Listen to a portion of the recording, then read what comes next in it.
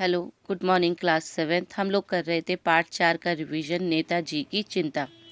इसमें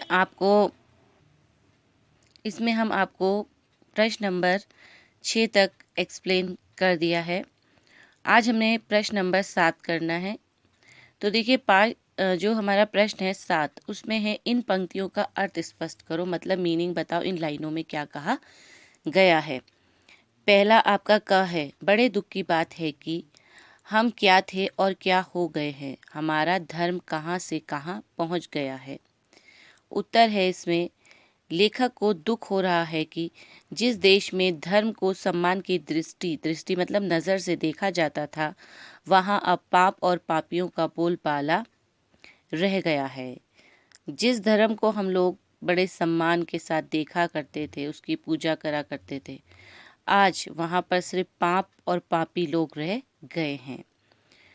आपका ख प्रश्न है इसी में 7वें में, जिनका जीवन स्वार्थ से प्रेरित है वे कभी इस प्रकार सोच नहीं सकते, क्योंकि वैसा करने पर उनके स्वार्थ पर आँच आएगी। इन लाइनों का मतलब है, स्वार्थी व्यक्ति को चिंता रहती है कि कहीं उसका अनिष्ट या नुकसान ना हो जाए। ऐसे व्यक्ति देश हित में सोच नहीं सकते। जो इंसान स्वार्थी होता है, लालची होता है, वो कभी भी अपने देश के बारे में नहीं सोच सकता। हमेशा वो अपना फ़ायदा और नुकसान देखा करता है। वो यही सोचता रहता है कि कहीं कुछ भलाई करने की वजह से हमारे अपने को कोई नुकसान तो नहीं पहुंच जाएगा। अब है इसी का प्रश्न नंबर ग। देखिए, ग में है, अगर मुझे जीवन में इससे अधिक कुछ नहीं प्राप्त करना है तो मैं जीवित ही क्यों रहूं। लेखक ऐसा कहता है। उसमें क्या संदेश है? लेखक के अनुसार यदि देश की सेवा के बारे में कुछ करने या सोचने की ज़रूरत नहीं है तो ये जीवन ही व्यर्थ है, बेकार है। लेखक का मानना है, अगर मुझे सिर्फ अपने बारे में ही सोचना है, अपना फ़ायदा ही देखना है, तो मेरी जो ज़िंदगी है वो बेकार है, वो किसी काम की नहीं है। आज हमें 7वां प्रश्न इसका ख़त्म हो गया। तो चलिए इसका ग्रामर का प्रश्न नंबर 1 हम लोग आज कर लेते हैं। प्रश्न नंबर 1 देखिए, प्रश्न नंबर 1 है ग्रामर में, जब दो ध्वनि का मेल होता है तो उससे विकार उत्पन्न होता है। ध्वनि मतलब आवाज़ों का जब आपस में मिलान होता है तो उससे एक नया शब्द बनता है, ये संधि कहलाता है। इस प्रकार बना शब्द संधि पद कहलाता है।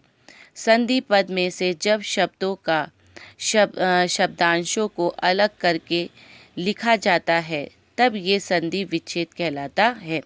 जब दो अलग अलग ध्वनि वाले शब्द मिल जाते हैं और एक नया शब्द बनाते हैं तो वो संधि बन जाता है, और जब हम इन दोनों शब्दों को अलग अलग कर देते हैं तो वो संधि विच्छेद हो जाता है। जैसे देखिए, सदैव, सदा प्लस एव, ये जो सदैव शब्द है वो है संधि शब्द। जो ये सदैव है वो है संधि शब्द, और इसका विच्छेद है सदा प्लस एव, इसको अलग करना, ठीक है। संपूर्ण, सम प्लस पूर्ण। दुर्दशा, दु प्लस दशा। तिलांजलि, तिल प्लस अंजलि।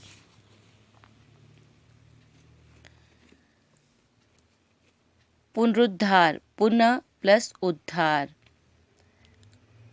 दुर्भाग्य, दु प्लस भाग्य। अधोपतन, अध प्लस पतन।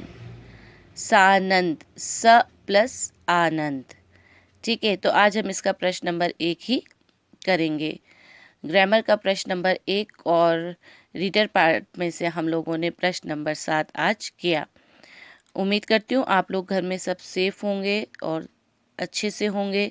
अपने U2 एग्ज़ाम की आप लोग तैयारी करते रहें, और खुदा हाफिज़ क्लास 7th।